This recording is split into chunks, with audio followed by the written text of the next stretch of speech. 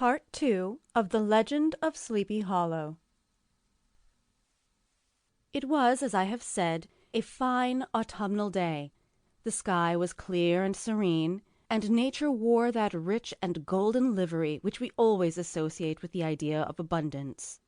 The forests had put on their sober brown and yellow, while some trees of the tenderer kind had been nipped by the frosts into brilliant dyes of orange, purple, and scarlet. Streaming files of wild ducks began to make their appearance high in the air. The bark of the squirrel might be heard from the groves of beech and hickory nuts, and the pensive whistle of the quail at intervals from the neighboring stubble field. The small birds were taking their farewell banquets. In the fullness of their revelry they fluttered, chirping and frolicking from bush to bush and tree to tree, capricious from the very profusion and variety around them. There was the honest cock-robin, the favourite game of stripling sportsmen, with its loud, querulous note, and the twittering blackbirds flying in sable clouds, and the golden-winged woodpecker with his crimson crest, his broad black gorget, and splendid plumage, and the cedar-bird with its red-tipped wings and yellow-tipped tail, and its little Montero cap of feathers, and the blue-jay, that noisy coxcomb in his gay light-blue coat and white underclothes, screaming and chattering, nodding and bobbing and bowing, and pretending to be on good terms with every songster of the grove. As Ichabod jogged slowly on his way, his eye, ever open to every symptom of culinary abundance, ranged with delight over the treasures of jolly autumn.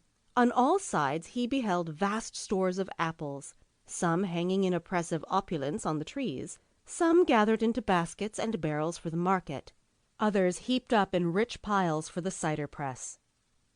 Farther on he beheld great fields of Indian corn, with its golden ears peeping from their leafy coverts, and holding out the promise of cakes and hasty pudding, and the yellow pumpkins lying beneath them, turning up their fair round bellies to the sun, and giving ample prospects of the most luxurious of pies. And anon he passed the fragrant buckwheat fields, breathing the odour of the beehive, and as he beheld them, soft anticipations stole over his mind of dainty slapjacks, well buttered, and garnished with honey or treacle by the delicate little dimpled hand of Katrina Van Tassel. Thus feeding his mind with many sweet thoughts and sugared suppositions, he journeyed along the sides of a range of hills which look out upon some of the goodliest scenes of the mighty Hudson. The sun gradually wheeled his broad disk down in the west. The wide bosom of the Tappan Zee lay motionless and glassy, excepting that here and there a gentle undulation waved and prolonged the blue shadow of the distant mountain. A few amber clouds floated in the sky, without a breath of air to move them. The horizon was of a fine golden tint, changing gradually into a pure apple green, and from that into the deep blue of the mid-heaven. A slanting ray lingered on the woodsy crests of the precipices that overhung some parts of the river, giving greater depth to the dark grey and purple of their rocky sides. A sloop was loitering in the distance, dropping slowly down with the tide, her sail hanging uselessly against the mast, and as the reflection of the sky gleamed along the still water, it seemed as if the vessel was suspended in the air. It was toward evening that Ichabod arrived at the castle of the Heer Van Tassel, which he found thronged with the pride and flower of the adjacent country. Old farmers, a spare, leathern-faced race, in homespun coats and breeches, blue stockings, huge shoes, and magnificent pewter buckles. Their brisk, withered little dames in close-crimped caps, long-waisted short gowns, homespun petticoats with scissors and pincushions and gay calico pockets hanging on the outside. Buxom lasses, almost as antiquated as their mothers, excepting where a straw hat, a fine ribbon, or perhaps a white frock gave symptoms of city innovation. The sons, in short, square-skirted coats with rows of stupendous brass buttons, and their hair generally queued in the fashion of the times, especially if they could procure an eel-skin for the purpose, it being esteemed throughout the country as a potent nourisher and strengthener of the hair. Brom Bones, however, was the hero of the scene, having come to the gathering on his favourite steed Daredevil, a creature, like himself, full of mettle and mischief, and which no one but himself could manage.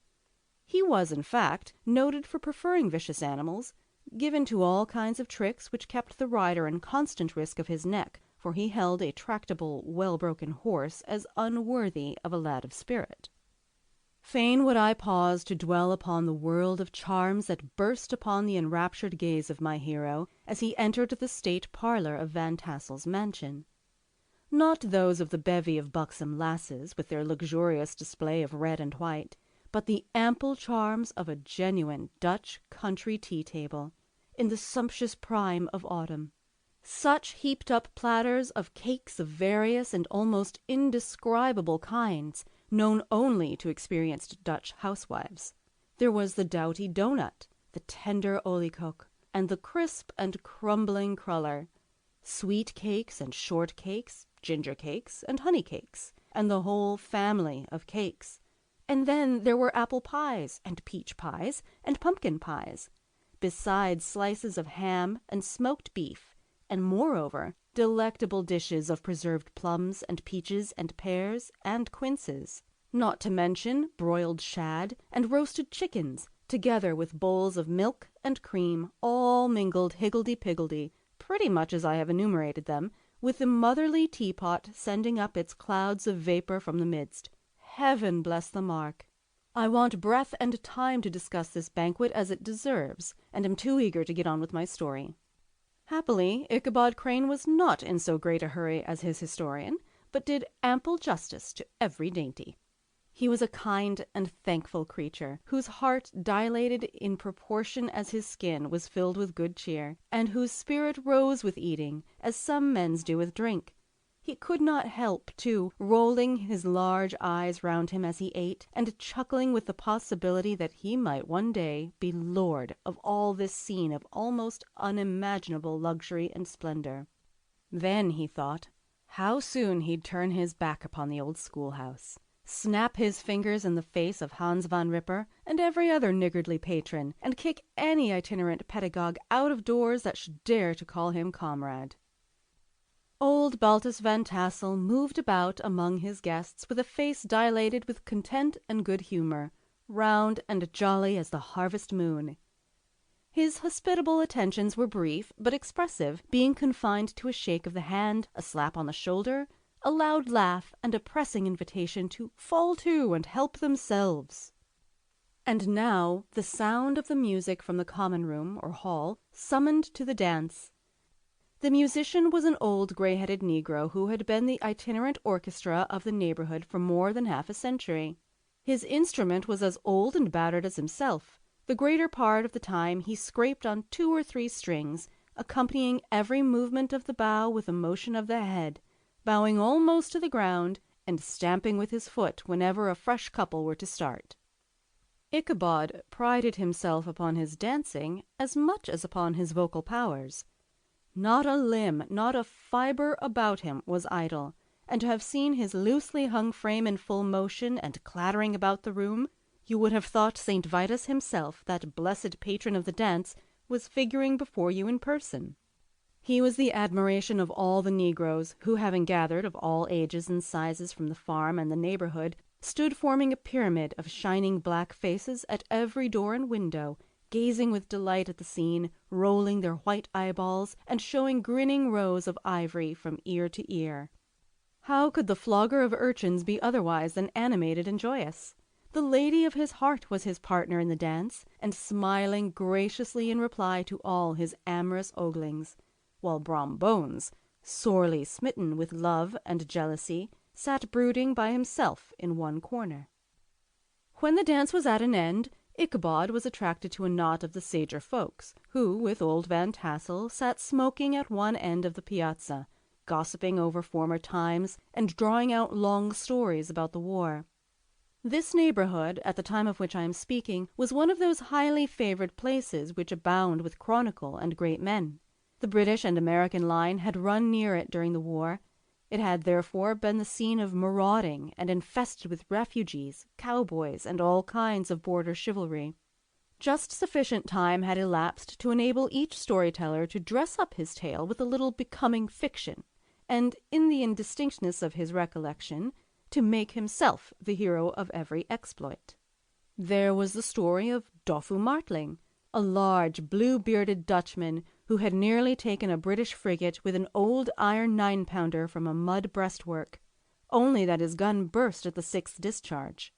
And there was an old gentleman, who shall be nameless, being too rich a mynheer to be lightly mentioned, who in the Battle of White Plains, being an excellent master of defence, parried a musket ball with a small sword, insomuch that he absolutely felt it whiz round the blade and glance off at the hilt, in proof of which he was ready at any time to show the sword with the hilt a little bent. There were several more that had been equally great in the field, not one of whom but was persuaded that he had a considerable hand in bringing the war to a happy termination. But all these were nothing to the tales of ghosts and apparitions that succeeded. The neighborhood is rich in legendary treasures of the kind. Local tales and superstitions thrive best in these sheltered, long-settled retreats, but are trampled underfoot by the shifting throng that forms the population of most of our country places. Besides, there is no encouragement for ghosts in most of our villages, for they have scarcely had time to finish their first nap and turn themselves in their graves before their surviving friends have traveled away from the neighborhood, so that when they turn out at night to walk their rounds, they have no acquaintance left to call upon. This is perhaps the reason why we so seldom hear of ghosts, except in our long-established Dutch communities. The immediate cause, however, of the prevalence of supernatural stories in these parts was doubtless owing to the vicinity of Sleepy Hollow. There was a contagion in the very air that blew from that haunted region. It breathed forth an atmosphere of dreams and fancies infecting all the land. Several of the Sleepy Hollow people were present at Van Tassel's, and as usual were doling out their wild and wonderful legends.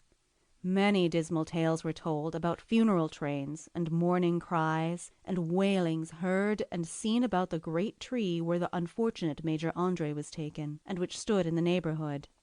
Some mention was made also of the woman in white that haunted the dark glen at Raven Rock, and was often heard to shriek on winter nights before a storm, having perished there in the snow.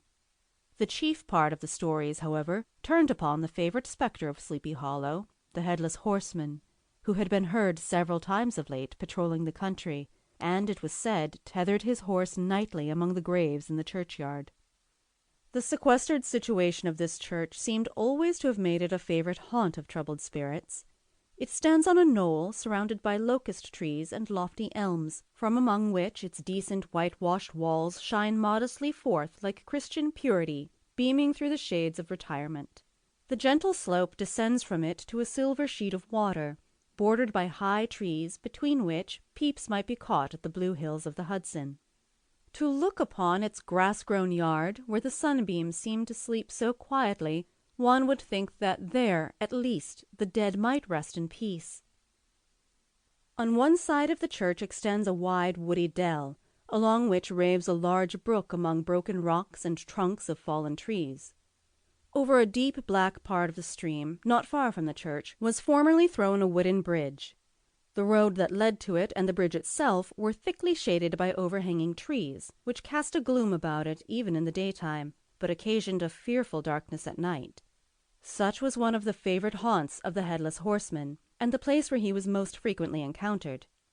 The tale was told of old Brower, a most heretical disbeliever in ghosts, how he met the horseman returning from his foray into Sleepy Hollow, and was obliged to get up behind him. How they galloped over bush and brake, over hill and swamp, until they reached the bridge, when the horseman suddenly turned into a skeleton, threw old Brower into the brook, and sprang away over the tree-tops with a clap of thunder. This story was immediately matched by a thrice marvelous adventure of Brom Bones, who made light of the galloping Hessian as an arrant jockey. He affirmed that on returning one night from the neighboring village of Sing Sing, he had been overtaken by this midnight trooper, that he had offered to race with him for a bowl of punch, and should have won it too, for Daredevil beat the goblin horse all hollow, but just as they came to the church bridge, the Hessian bolted and vanished in a flash of fire. All these tales, told in that drowsy undertone with which men talk in the dark, the countenances of the listeners only now and then receiving a casual gleam from the glare of a pipe, sank deep in the mind of Ichabod. He repaid them in kind with large extracts from his invaluable author, Cotton Mather, and added many marvelous events that had taken place in his native state of Connecticut, and fearful sights which he had seen in his nightly walks about Sleepy Hollow. The revel now gradually broke up. The old farmers gathered together their families in their wagons, and were heard for some time rattling along the hollow roads and over the distant hills. Some of the damsels mounted on pillions behind their favorite swains, and their light-hearted laughter, mingling with the clatter of hoofs, echoed along the silent woodlands, sounding fainter and fainter until they gradually died away. And the late scene of noise and frolic was all silent and deserted. Ichabod only lingered behind, according to the custom of country lovers, to have a tete-a-tete with the heiress, fully convinced that he was now on the high road to success. What passed at this interview I will not pretend to say, for in fact I do not know. Something, however, I fear me, must have gone wrong, for he certainly sallied forth, after no very great interval, with an air quite desolate and chapfallen. Oh, these women! These women! Could that girl have been playing off any of her coquettish tricks? Was her encouragement of the poor pedagogue all a mere sham to secure her conquest of his rival? Heaven only knows, not I.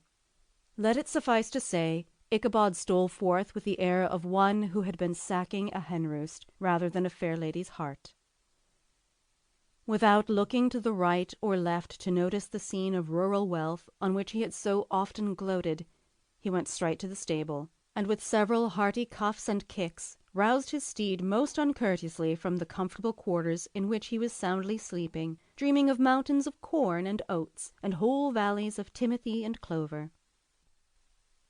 It was the very witching time of night that Ichabod, heavy-hearted and crestfallen, pursued his travels homewards, along the sides of the lofty hills which rise above Tarrytown, and which he had traversed so cheerily in the afternoon.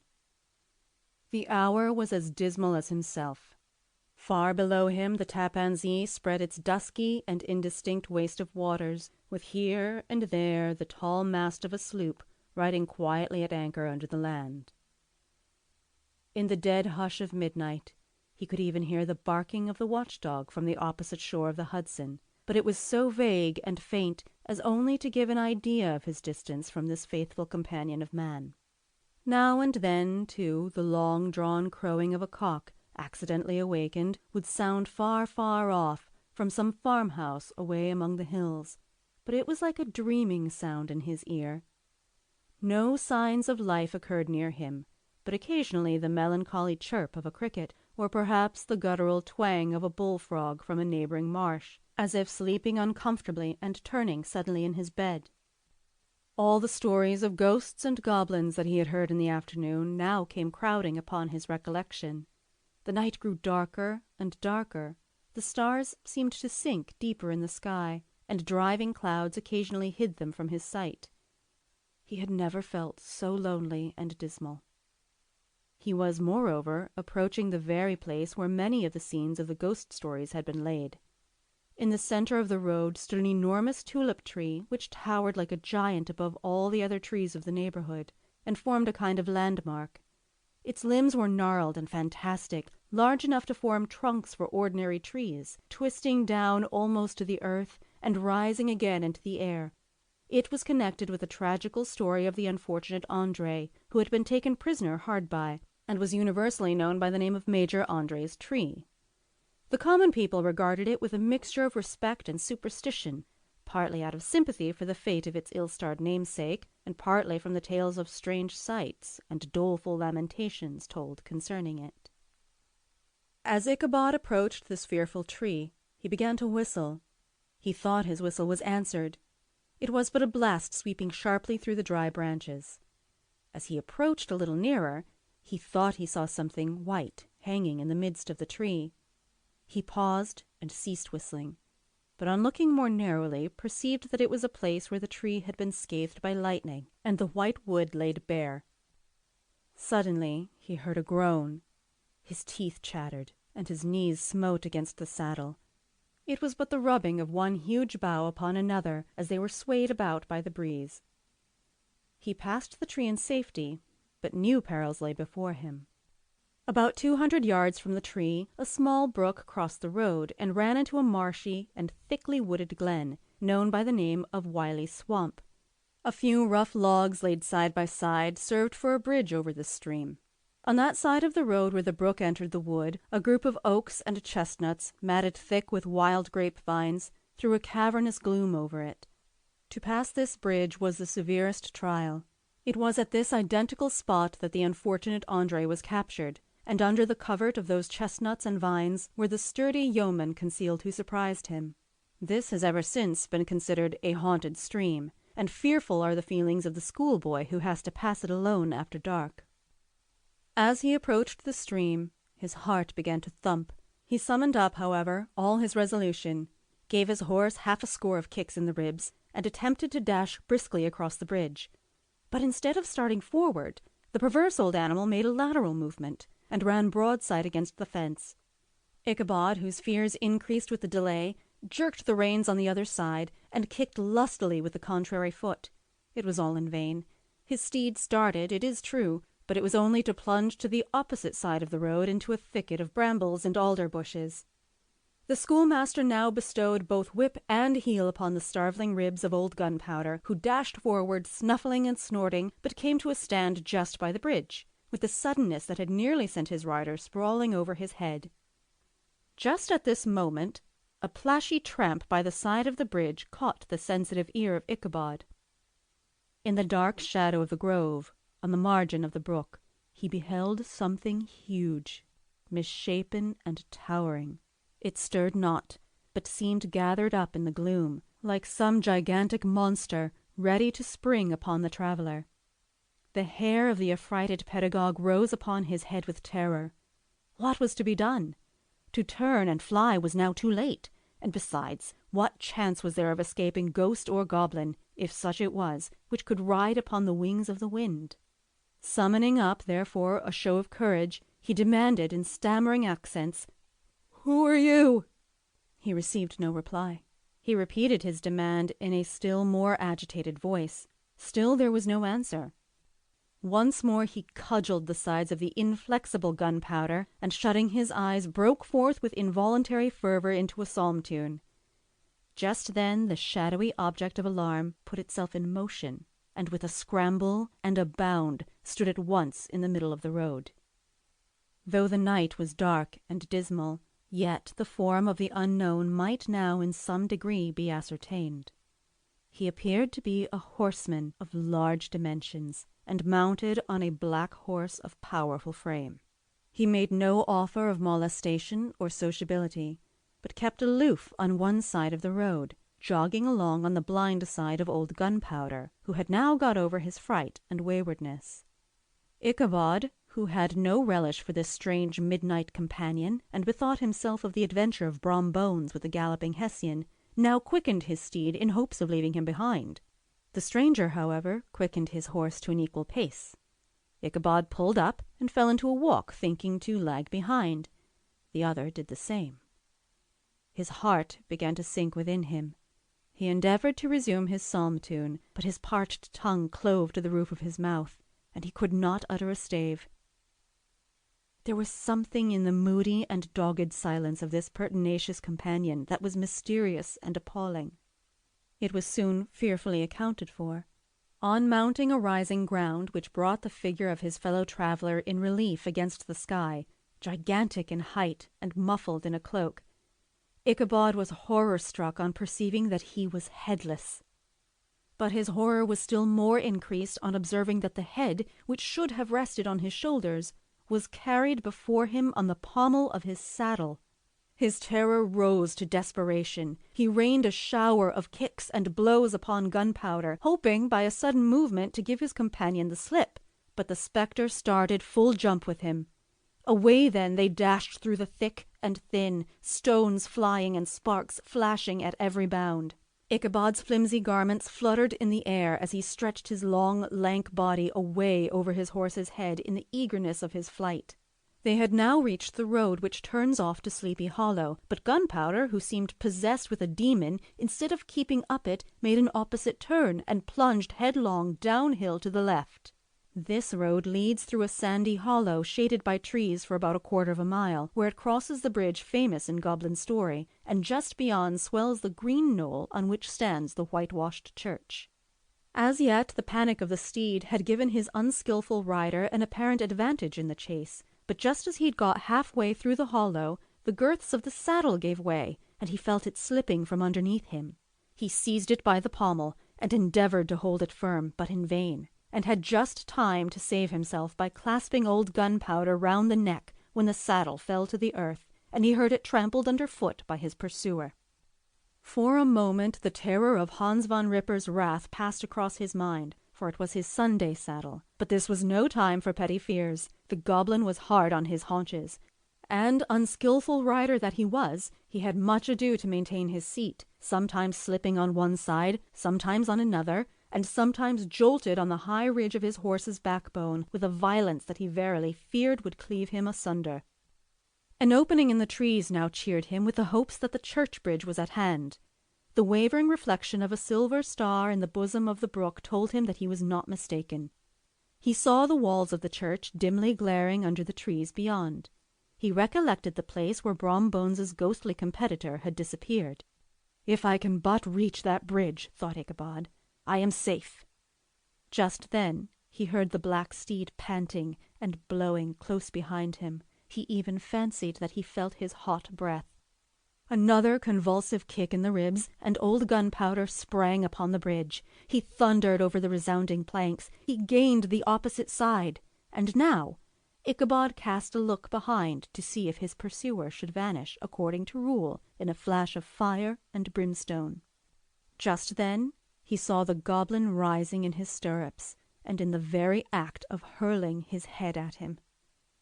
Ichabod endeavoured to dodge the horrible missile, but too late. It encountered his cranium with a tremendous crash. He was tumbled headlong into the dust, and Gunpowder, the black steed, and the goblin rider passed by like a whirlwind. The next morning the old horse was found without his saddle, and with the bridle under his feet, soberly cropping the grass at his master's gate. Ichabod did not make his appearance at breakfast. Dinner hour came, but no Ichabod. The boys assembled at the schoolhouse and strolled idly about the banks of the brook, but no schoolmaster. Hans von Ripper now began to feel some uneasiness about the fate of poor Ichabod and his saddle. An inquiry was set on foot, and after diligent investigation they came upon his traces. In one part of the road leading to the church was found the saddle trampled in the dirt.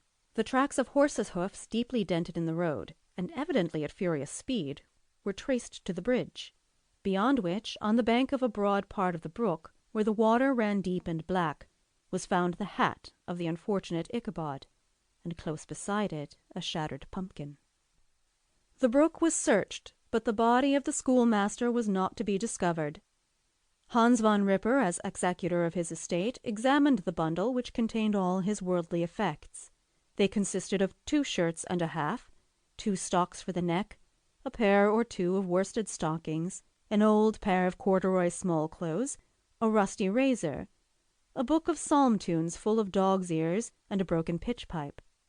As to the books and furniture of the schoolhouse, they belonged to the community, excepting Cotton Mather's History of Witchcraft, a New England almanac, and a book of dreams and fortune-telling, in which last was a sheet of foolscap, much scribbled and blotted in several fruitless attempts to make a copy of verses in honour of the heiress of Van Tassel.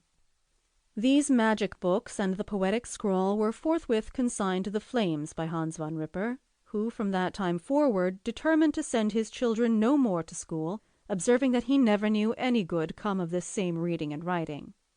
Whatever money the schoolmaster possessed, and he had received his quarter's pay but a day or 2 before, he must have had about his person at the time of his disappearance. The mysterious event caused much speculation at the church on the following Sunday. Knots of gazers and gossips were collected in the churchyard, at the bridge, and at the spot where the hat and pumpkin had been found. The stories of Brower, of Bones, and a whole budget of others were called to mind, and when they had diligently considered them all and compared them with the symptoms of the present case, they shook their heads and came to the conclusion that Ichabod had been carried off by the galloping Hessian. As he was a bachelor and in nobody's debt, nobody troubled his head any more about him. The school was removed to a different quarter of the hollow, and another pedagogue reigned in his stead. It is true, an old farmer who had been down to New York on a visit several years after, and from whom this account of the ghostly adventure was received, brought home the intelligence that Ichabod Crane was still alive, that he had left the neighborhood partly through fear of the goblin and Hans Van Ripper, and partly in mortification at having been suddenly dismissed by the heiress, that he had changed his quarters to a distant part of the country, had kept school and studied law at the same time, had been admitted to the bar, turned politician, electioneered, written for the newspapers, and finally had been made a justice of the 10-pound court. Brom Bones, too, who shortly after his rival's disappearance conducted the blooming Katrina in triumph to the altar, was observed to look exceedingly knowing whenever the story of Ichabod was related, and always burst into a hearty laugh at the mention of the pumpkin, which led some to suspect that he knew more about the matter than he chose to tell. The old country wives, however, who are the best judges of these matters, maintain to this day that Ichabod was spirited away by supernatural means, and it is a favorite story often told about the neighborhood round the winter evening fire. The bridge became more than ever an object of superstitious awe, and that may be the reason why the road has been altered of late years, so as to approach the church by the border of the mill pond.